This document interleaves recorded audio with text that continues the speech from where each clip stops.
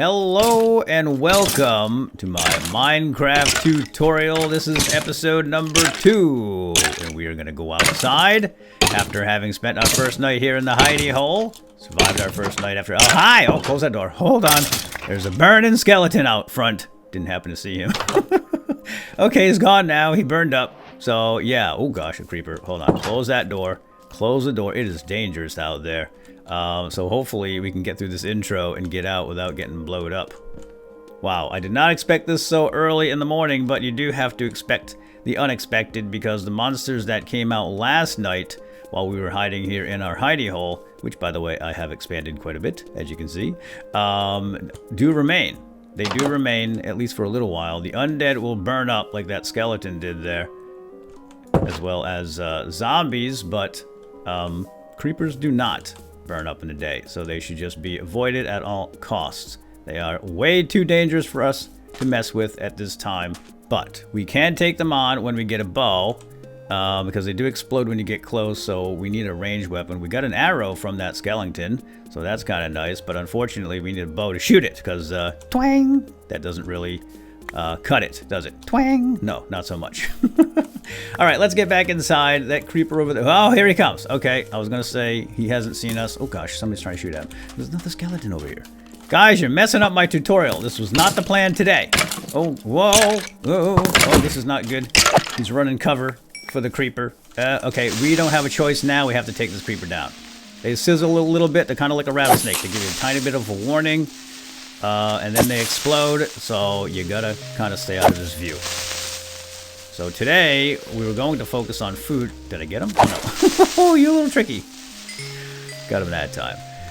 Yeah, we're gonna go do some food shopping today. Basically, go out and do some hunting. Some of the wild, dangerous, domesticated animals out there, like pigs and sheep and cows, and also chickens, but... yeah, we have to clear the area first. I think we're good now. So let's make up a chest or a container anyway. We have two different choices. We have a barrel, which does require planks and also slabs. We do not have any slabs, but we can make slabs easily enough. Or we can make a chest. And this is the old original container. The barrel is relatively new to 1.14, I think.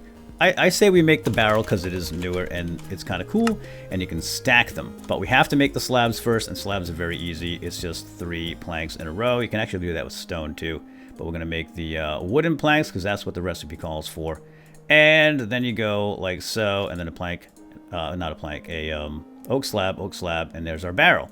Very cool stuff. Now we want to do this because we need to free up some inventory space before we go out and do some hunting. And there's our barrel. Just place it down on the ground, right click to open it, and you get all that extra space. And we're just going to put everything in here that we don't need to carry today. I'm going to split this stack of cobble, stack that up there, put 42 away. And by the way, to split a stack, you just right click, and that'll split it as evenly as possible.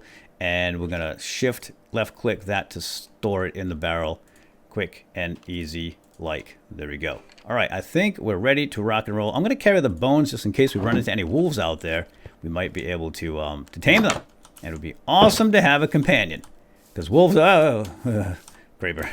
Oh, he spotted us. Let's go. Jump and run and just avoid him for now. They're very slow. Very slow, and he'll give up chase in a moment. But I wanted to go over here. I wanted to go over here because I saw a lot of these wild, domesticated, dangerous animals that we can hunt. And we're going to begin right here with this little sheepy. Hello, sheepy. Black sheep. Black sheep of the family. That's what I hear about you. So this is probably going to do some people some good. Hey, get... And that's it, my friends. We jump up and we strike. Oh, coming right at us. Get him. All right. And we got a piggy there. So we have raw mutton from the sheep. We have raw pork chops from the little piggy wiggy. And we are just going to chop them all up. And I hope you're not a vegetarian. Because right now... we're going to focus on meats, and there's plenty of it here. We got the mutton, we got the pork chops, and I see some cows around here too. There's surely some chickens around. Oh yes, there are indeed. And by the way, the axe does more damage in a single strike than the sword does.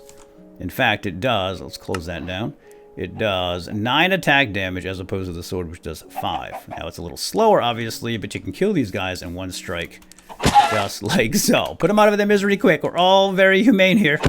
Yes, we are. We want to kill them fast, if possible. So we now have 8 raw pork chops, we have 3 raw mutton, and we have 3 raw chickenses. And we got a feather from the chicken as well, which is nice. And they do lay eggs, which, unfortunately, we can't eat directly, but we can, well, we'll do stuff with eggs later. I'm not going to do that right now. I want to try to stay focused on the food production and acquirement, and then, and how to cook it. Now, I'm jumping up in the air because if you jump, and if you get a strike on the way down, then you will get a critical strike. You can probably see an effect on screen. Hold on, we need a volunteer for an experimentation. I want to show how to do a critical strike, okay? So just stand there, we jump up on the way down, we whack, and you see the effect, and you hear like a little tearing sound. If you don't do that, can you pay attention, please? Oh, it still kills in one hit, okay. I wasn't sure.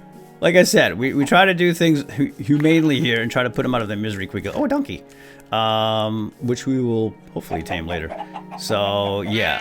One hit with the axe will kill the sheep. Probably not the cows, although where are the cows? I thought I saw some cows around here. But yeah, so one strike with the axe will kill these guys easily enough, as long as it's a full strike.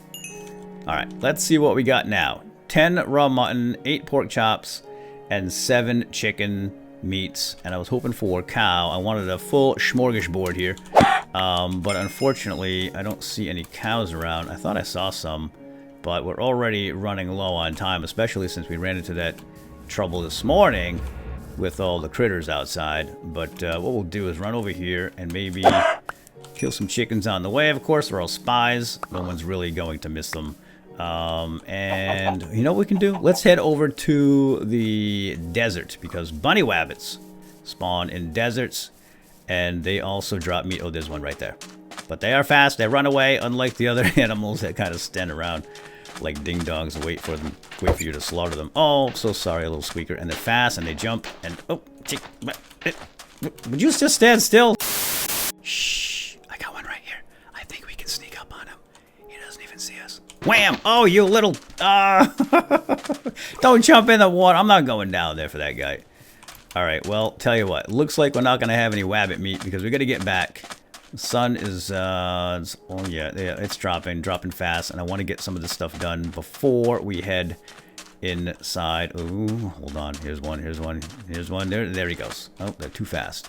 They're much easier to hunt with a bow. But we need string to make a bow. And we need to kill... Oh, cows! Hi, cows. We need spiders for string, and I haven't seen any yet. Alright, we got cows, so that's good. So these guys, you do actually have to jump up and, attack from behind if possible so they don't see you coming. Because I don't think one axe strike is going to kill outright, and then you gotta chase them down. Yeah, see? Takes 2 hits. Now, they also drop leather, which we're going to use at some point for crafting. We can do a lot with leather, so that's nice. But they also obviously drop meat. We got 7 raw beef, which we can eat. And we're going to keep the rest of these piggy wiggies around here. Just like Noah's Ark, it's not a bad idea to save at least 2 of every animal in your local spawn area, because you can, well, you can breed them and make new ones. So you can have an endless supply of animals, but that's only going to work if you keep 2, right? It takes 2 to tango. Last time I checked. Now, I'm trying to run right now, but I'm moving very, very slowly because you can see my meat pop down there. The meat pop bar. I now have only 3 meat pops remaining. That means I can no longer sprint, and that's bad. You got to be able to run away from the enemy. So we're going to go ahead and eat some of our fish, and that's going to restore some of the meat pops. Whoop! That was a little lag. I ate 3. I wanted to eat 2, but that's the way it is. So we just ate 3 fish, and now we have full meat pops, and we can sprint again. Now I'm going to grab a couple of these flowers here. They're dandelions. I'm going to do something with them pretty soon. Okay, let's head back. Let's head back over here. I want to grab... Actually, we're going to need a little bit of wood, too. So let's chop down these acacia trees right here. Let's get inside, and let's get cooking. We got lots and lots of variety here as far as meats go. Now, we'll get into vegetation and fruits in a later episode, but this is your first source of food, most likely, in the start of the game. Alright, now that we have our meats, it is now time to cook them up. Now, we can cook them on our furnace like we did in the first episode, How to Survive Your First Night, but that is slow and inefficient.